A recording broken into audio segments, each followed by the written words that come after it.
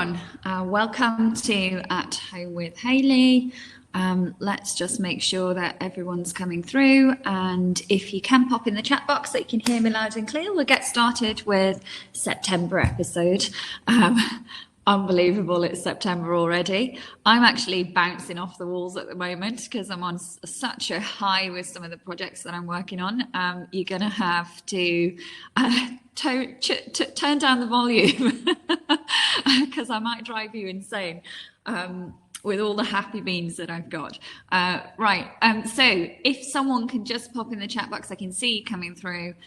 Let me know that you can hear me loud and clear. We'll get housekeeping out of the way, and then we'll get started with today's update.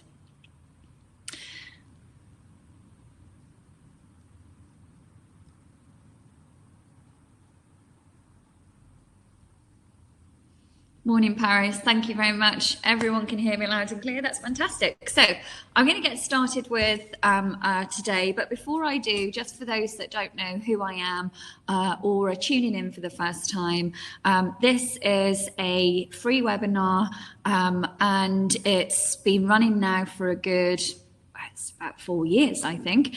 And we put out market updates, insights from industry experts. It's all things property and it's forever free. It should last somewhere between 30 minutes, max an hour. We're going to be about 30 minutes today. And we are going to be talking about UK market updates, some statistics, and of course, government legislation coming in and the budget, which none of us are looking forward to be honest, but we'll kind of discuss that and I'll leave it open to everyone in the room as well. But for those that don't know who I am, I'm Hayley Andrews. I'm the co-founder of Your Freedom Empire. I'm the CEO of several companies. I'm a portfolio landlord. I've been in the industry since 2002. I've done everything from buy-to-lets, HMOs, surface accommodation, lease options, development, commercial, asset management, commercial conversions, flips, rent to rent, and everything else in between. So there's no strategy I haven't actually tried over the 22 years I've been in the industry. I'm a portfolio landlord. My portfolio consists of residential, buy-to-lets, HMOs, surfaced accommodation, hotels, bars, restaurants, schools, car parks, listed buildings, and a few other bits and bobs and weird and wonderful things as well. I invest in other people's projects. I'm one of the angels on the hit Sky TV show Property Elevator. If you haven't watched that, I'll be talking about Series 7 and also applying for Series 8. So if you fancy yourself a bit of a TV star, towards the back end of this year, we will actually be putting applications out for recording in March next year. I own a construction company, a sales and lettings agency. I invest in other people's businesses as well. So I've got my fingers in a lot of pies. I genuinely love the industry we are in. As you can tell, I'm bouncing off the walls, and actually bouncing off the walls despite quite a bit of negative information I'm going to be giving you today as well. We'll take it all with a pinch of salt. But that's enough about me. Hopefully you enjoy the show. Please feel free to pop any questions that you have in the chat box. All questions are private. I won't read the questions out or say who it's from if you don't want me to. So don't be shy. If you have any questions, put them in the chat box. After the market update, I will give you some information on some events that are coming up, and we'll kind of call it a day for that. So it's Friday, which is fantastic. I get to have a glass of wine tonight. I'm on this new diet, which I think is where all my energy is coming from, actually. So I'm going to put it down to that and all of the exciting things I'm working on at the moment. But I'm going to jump off camera now. I'm going to, thanks for the messages in the chat box. Lovely to see you all too as well. And yes, I am super hyper this morning. Like I said, I think it's the new diet or the excitement of having wine tonight. Perhaps it's that. But I'm going to jump off camera now and go through my market update, and then I'll jump back on camera and take questions. So as I said, feel free to pop your questions in the chat box as we go through this session. There we go. Right. So, as I am actually buzzing, I'm going to step back now and try and tone it down a little bit. And I'm going to read through some articles that I've picked up, some stats that I've picked up as well with the UK property market, and lots of other different stuff as well. As I said, any questions throughout the market update, please feel free to just ask in the chat box. So let's look at the, pardon my French, shitstorm of the UK property market leading up to October, which is Labour's budget. So I don't know whether any of you watch Property Question Time or not, but about 3 years ago, I was on a TV show and actually stated live on TV, as you do, you can always guarantee that I'll kind of just say it as it is. So if you like that type of personality, we're going to get on really well. But I was on TV and I was asked a question, and I stated that the government is making its bed with the PRS and eventually will have to lie in it. So every action has a reaction, and the rental reform bill under Conservatives was a joke, and very much towards the tenants, with lots of changes coming in and things like that. It got a bit better towards the end of Conservatives before they left, but it was still a bit of a joke, and there were still question marks. They were much more towards Labour than they were to Conservatives, and now under Labour is just an even bigger joke, basically. So Labour have put their own twist on it. It's even worse, forcing more and more landlords to sell up and leave the property market, or put rents up in fear that they won't be able to, and get rid of tenants that have posed any threat in any shape or form during their tenancy, for the same reasons that we spoke about last week. And of course, we are being much more selective in our tenant selection process to protect our investments, and we're well within our rights to do that. And I've done that as well. And if you watched last month's At Home with Hayley, I told you exactly what I was going to be doing. The month before, I prepared you in terms of telling you what I was going to do, and all of those things I have done. We'll talk about some of the potential or predicted changes through this episode as well. If you've got any insights on this, or you want to share your thoughts, please drop them in the chat box, and I'll get to them after this. So one of the articles I read this week, I think it was in Property Eye actually, really made me laugh. Not because it was Property Eye, they're a great source of information and a great magazine for you to be part of, but really made me laugh with a headline, "Private rental or private rented sector to play an important role in the government's bid to end homelessness." I'm sorry I had to read on at this point, as we'll come to a little bit further down the line when I start talking to you about homelessness stats and things like that. It is very much something they've brought on themselves, really.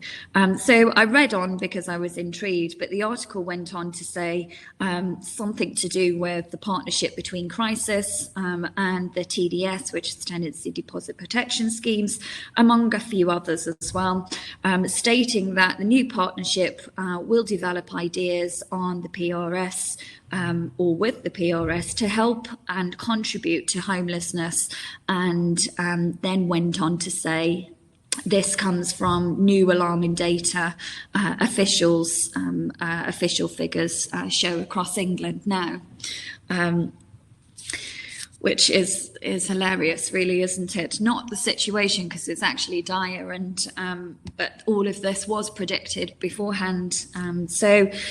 Just my summary of the article anyway, the government's current homelessness crisis is largely self-inflicted, in my opinion. Over the years, their policies have driven private landlords out of the rental market, forcing many to sell their properties or become more cautious in the tenant selection process. they're now facing the consequences of a severe shortage in supply and the exit of thousands of landlords seeking better returns and less hassle and less risk elsewhere. But basically, the government ironically suggests that private landlords, can help solve the very problem they created. Let me know your thoughts again in the chat box. So recent statistics highlighted the severity of the issue and the situation of homelessness, and it's not good. It's not good at all. So between January and March 2024, 86,520 households approached local councils for homelessness assistance.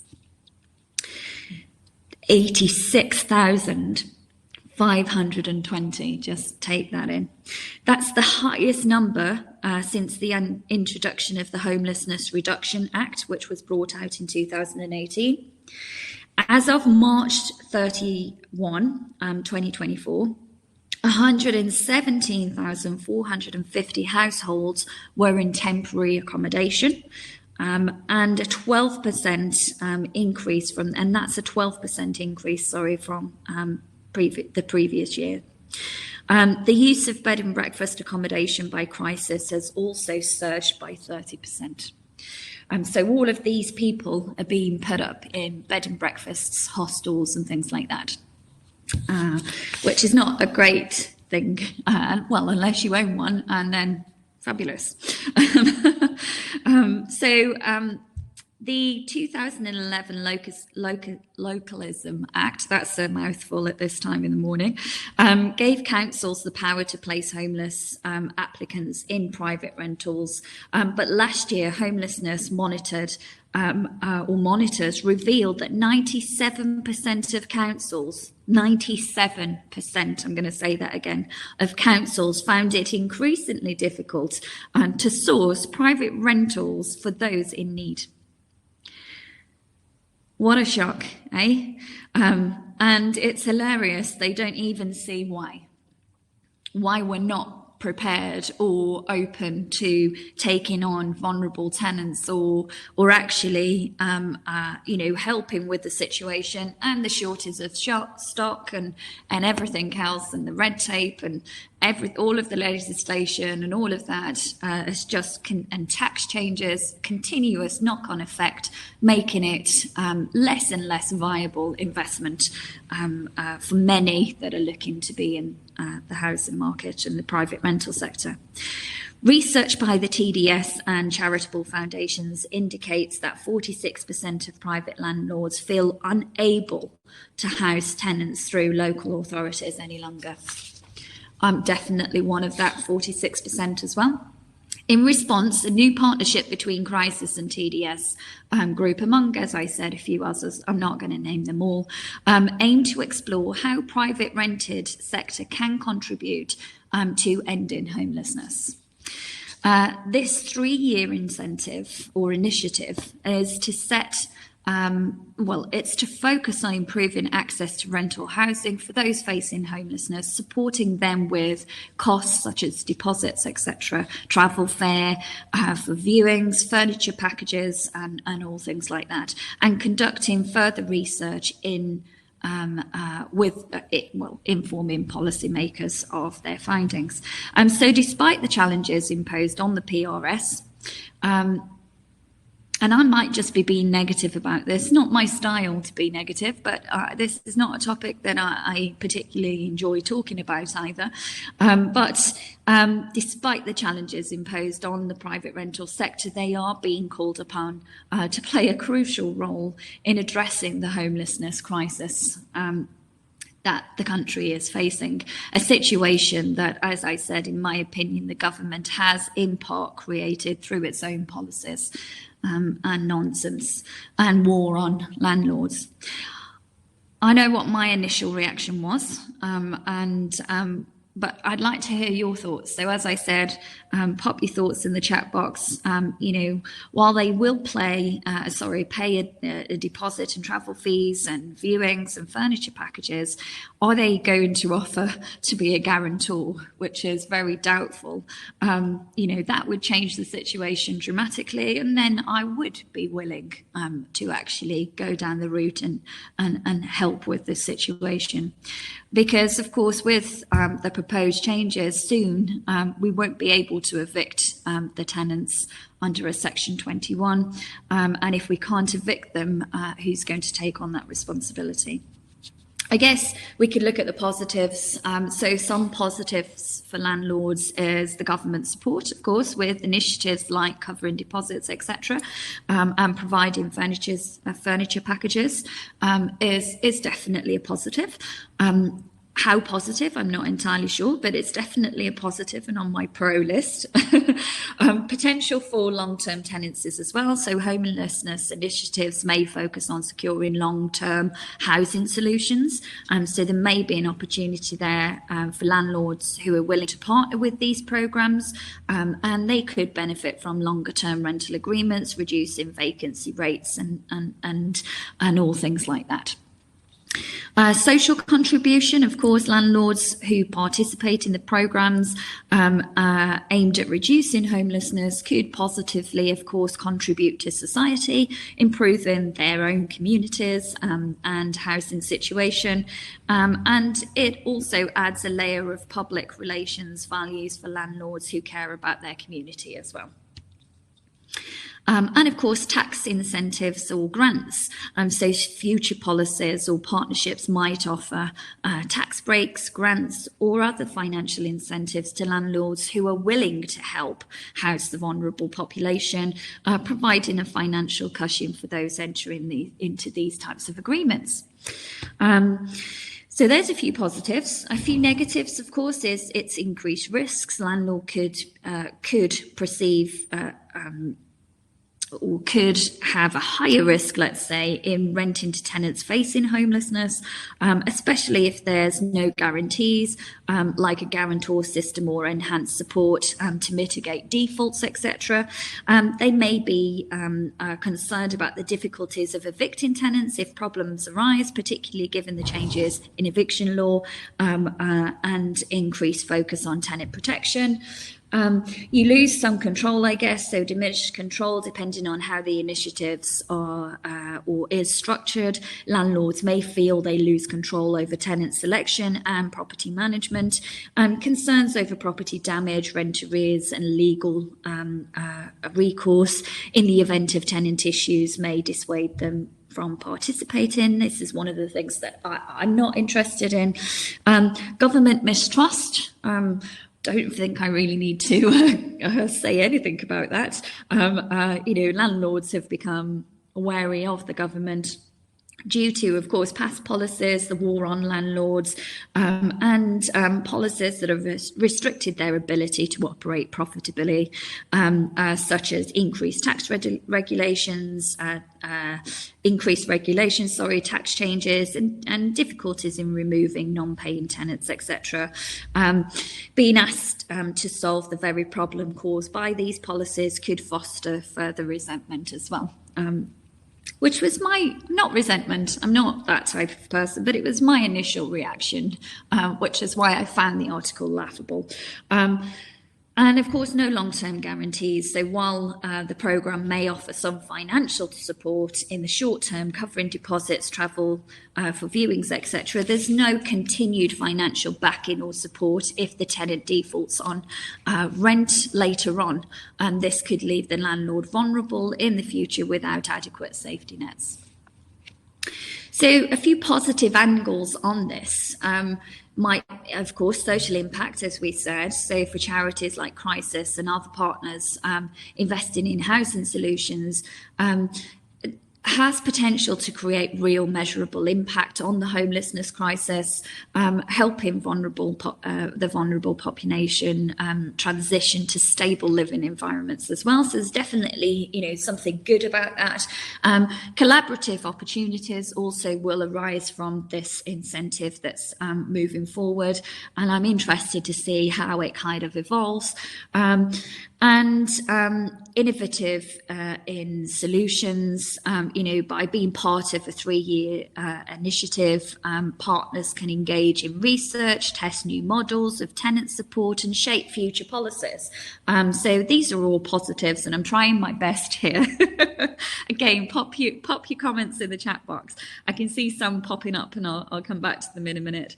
So, of course, this could help influence government's decisions that better support both landlords and tenants over time.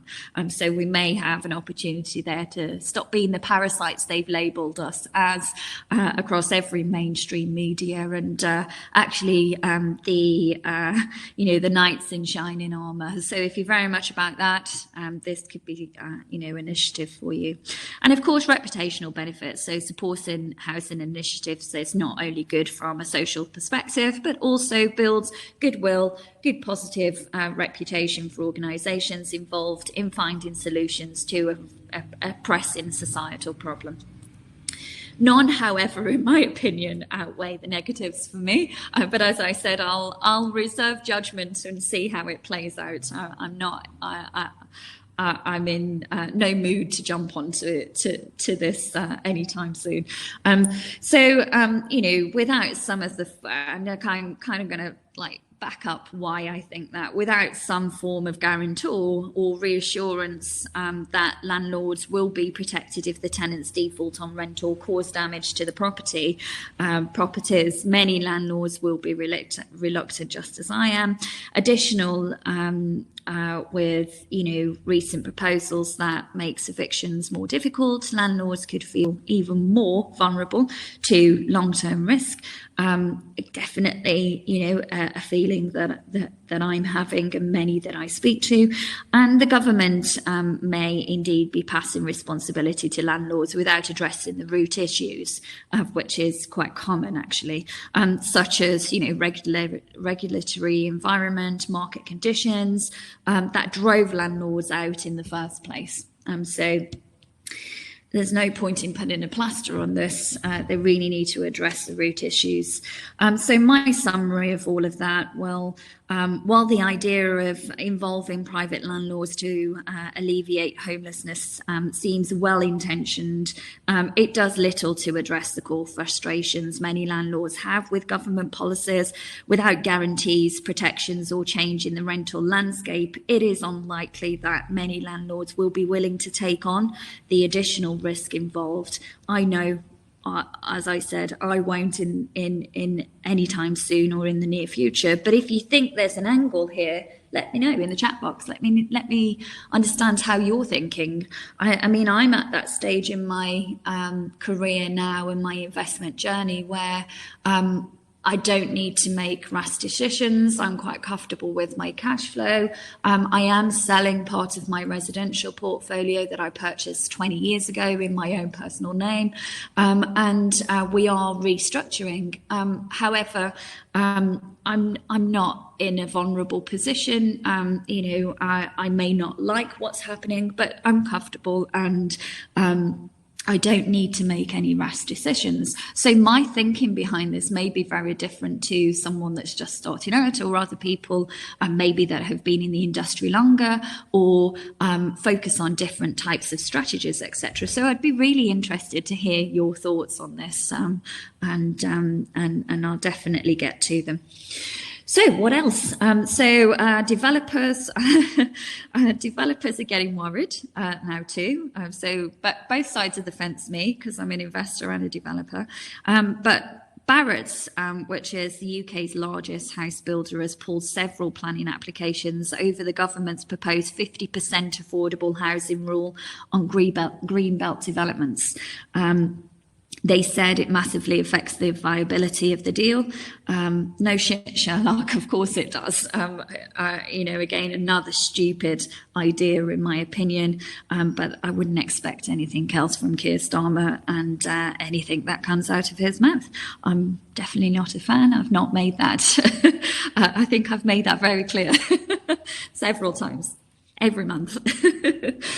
I mean, again, just another the idea is to get started to, encourage and build more houses, and then they go and do something that kind of it's one step forward and two step backs. On a positive note, though, and really, the data that we want, so moving on from that, and the data that we want to hear about is, the likes of ONS and things like that. So let's have a look at some of the stats. So the latest ONS data reveals a 2.7% increase in average UK house prices over the past year, which is good news. So the average house price now is sitting at £288,000, marking the fourth consecutive month of growth. So really good news. So lots of talk about energy ratings and net zero as well. I know that, many of my mentees and people that I've worked with and part of my networks are all asking me the same question here. And so let's talk about that, energy ratings, net zero, and the government's plans and initiatives. And what that might look like as well. So I've read several articles about this. I've sat with my favourite, which, one of my favourites is always Inside Conveyancing. But I'm going to read out a few just so that we can get a real balanced view. Because it is different opinions and different insights. So Inside Conveyancing wrote an article in regards to the energy performance rating and targets, which was interesting stats. So that's why I'd like to summarise this for you. And they did it in a way that actually I haven't seen before. So I was really quite impressed with this. Hopefully I can do it justice in my summary. But Inside Conveyancing wrote 340,000 homes must be upgraded annually to meet the 2030 energy targets. Research indicates that 340 homes need to be upgraded annually to achieve the UK's 2020-30 energy efficiency targets, with the focus on reaching an EPC C or above. Currently, only 55% of private rental or privately rented properties meet the standard. And at the current pace, it would take an additional 12 years to the target to achieve compliance. So the challenge is particularly acute for older and lower properties, especially in the north, where the cost of upgrade can be prohibitive, while more energy efficient homes can save tenants up to about £1,200 annually. It's just slightly over that, but we won't argue over pence. So it can, improving your energy performance of the property, of course, to a C or above, can improve the tenant's situation and reduce their bills by around £1,200 per year.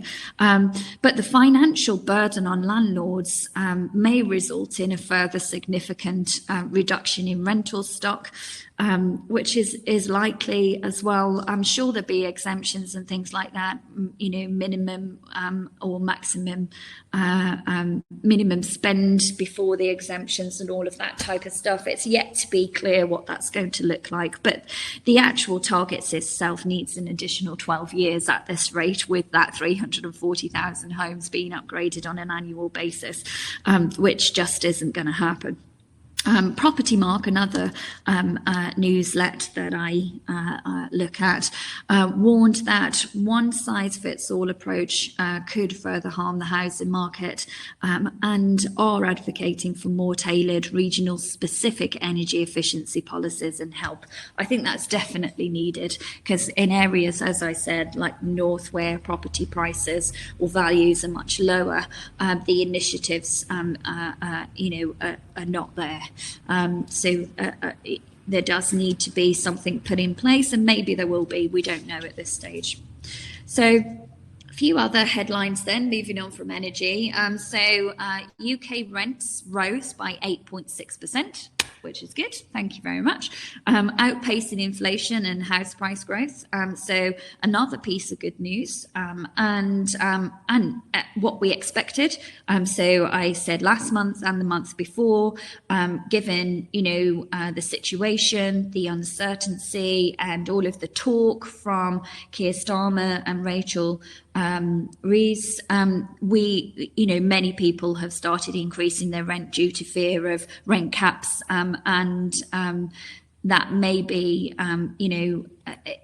that many in the government are of course encouraging, and there's lots of talks about that. So most people, or most landlords, even if they haven't increased their rent for maybe the last 5 years or so, have actually served rent increase notices. I told you that I did that as well immediately as soon as Labour came into power, and serve Section 21 notices while I have the opportunity to do so to those tenants that have been problem tenants in the past. Get rid of all of kind of the bad or potential problem tenants, and increase rents while I'm able to, in line or with market rents and in market rental inflation. So the increase of 8.6% year on year is, of course, outstripping wage growth, 4.5% of 4.5%. And inflation, of course, is at 2%. London saw the highest rental inflation at 9.7%, while the North East experienced the lowest at 6.1%. The rapid increase or rise in rental cost, coupled with modest increase in house prices at 2.4% in England and 1.8% in Wales and 4.3% in Scotland, it's putting significant financial pressure on tenants, which of course is all helping, is all adding to that statistics of people approaching the council for housing and the homelessness situation. The value of tenants' arrears has risen as well by 15% in the last 3 months. Which is not good. But if there's no consequences, or, and very much the vibe that is out there is that the landlord's a bad guy, the tenant's a good guy or girl. Rent seems to be what people pay last, after their holidays and their fuel, their takeaways and everything else is children's birthdays, all of that. Rent comes last these days, and there doesn't seem to be kind of that responsibility from many tenants to keep a roof over their head, given the current climate and situation and the bad vibe around landlords. So tenants' arrears, as I said, raised by 15% in the last 3 months, with the average rent arrears reaching around £2,000 in quarter 2 of this year. I can assure you it's much higher than that, based on other statistics that I've seen in other publications. And I do think it is relatively higher. And I think that figure is definitely being manipulated. However, £2,000 is still a lot of money. Bad landlords, of course, are causing tenants to default. This is very much the news. No mention about, the likes of energy prices. I'm going to divulge a little bit here, but or divert, let's say. I'm not sure if you've looked at, I'm going to quickly find some statistics here. If you've looked at the energy profits of, it's ridiculous. There has been no mention of energy prices at all, and the billions of pounds, just trying to find the article, billions of pounds of profit they've made this financial year. Energy companies pocketed, wait for it, 457 billion in profits. Amidst of the energy crisis, studies have revealed. So recent data showed, in a shocking display of greed, just 20 major, so this is only 20 major energy companies, have amassed an eye-watering £457 billion in profits since the Russian invasion of Ukraine. That sparked an energy crisis. As households have struggled with skyrocketing bills, these firms have shamelessly capitalised on the situation, prioritising their own gains over the well-being of consumers. I genuinely believe that, and I'm not even going to try and be political correct here. I genuinely believe that energy companies are a scam, unethical, and the real parasites in society. However, the government do not target them in the mainstream media at all. I wonder why that is.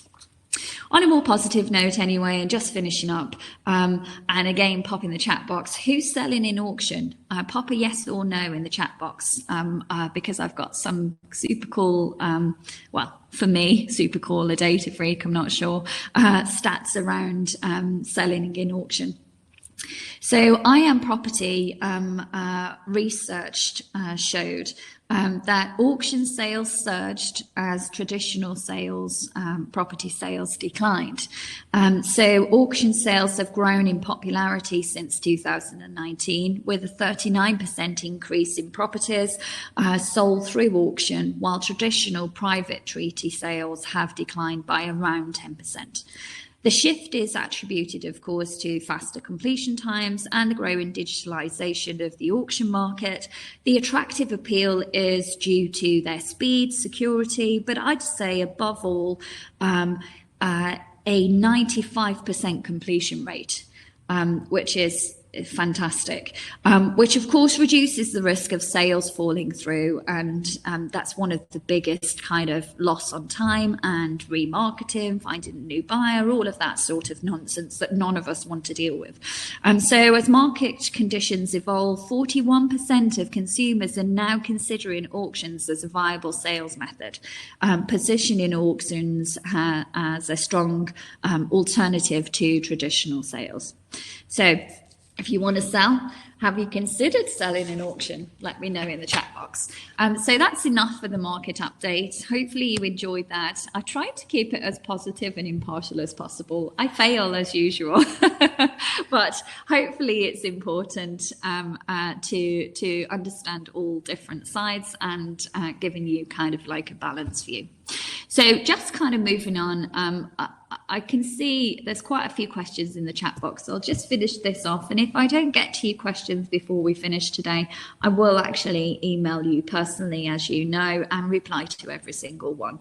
I've got lots of people saying that shocking statistics, waiting for the silver lining here. There is no silver lining.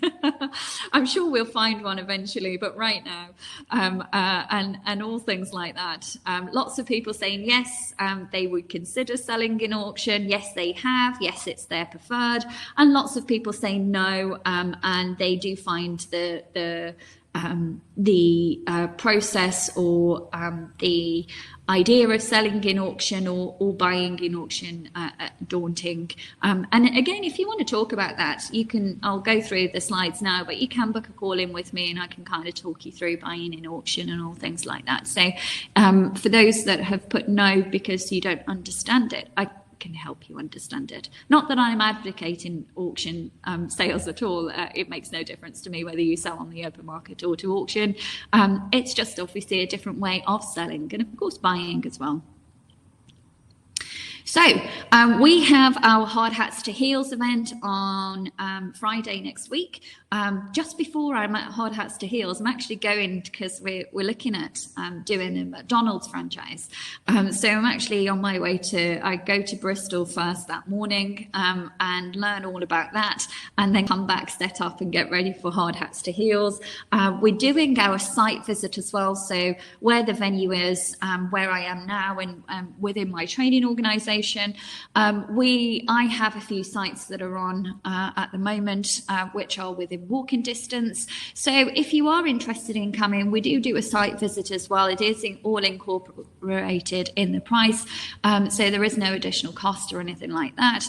And we'll do the site visit around 5:15, and then the event starts at 6:15. So we'll do a site visit around a couple of projects that I'm doing. You can see the progress. I taught you through them, give you numbers and things like that. And then we jump into our actual networking, which is a phenomenal group of women. It is only for the women. Sorry, guys, this one's for the girls.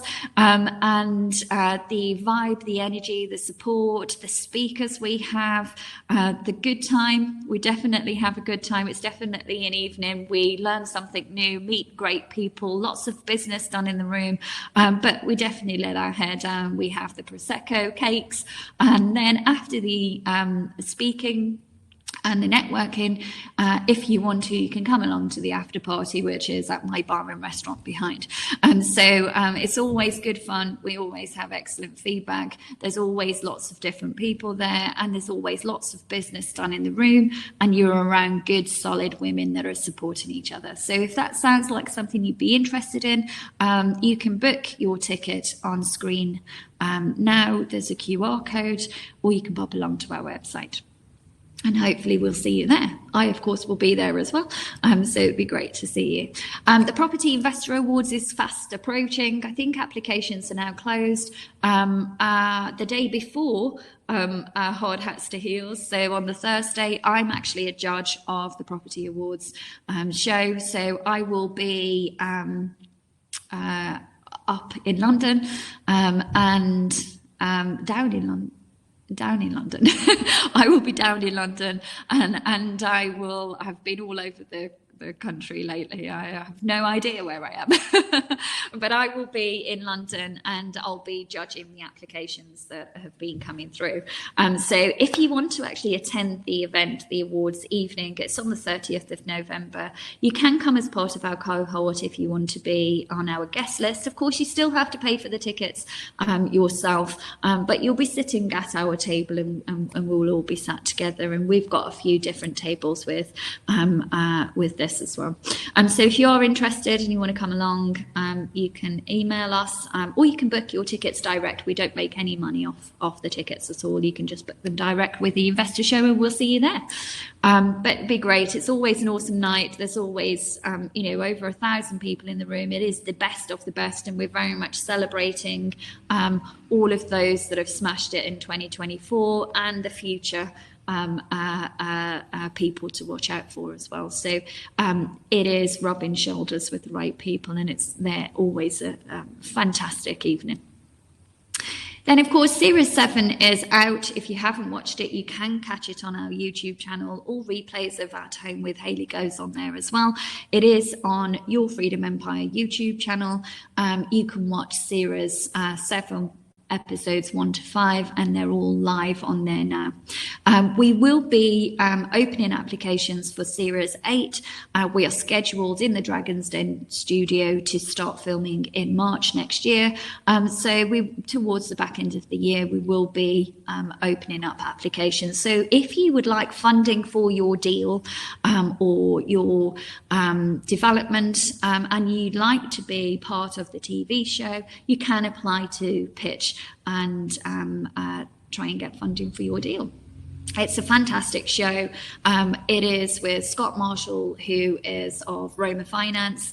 Many of his ladies come to our Hard Hats to Heels event. Got a lot of time for Roma, and they are the show sponsor.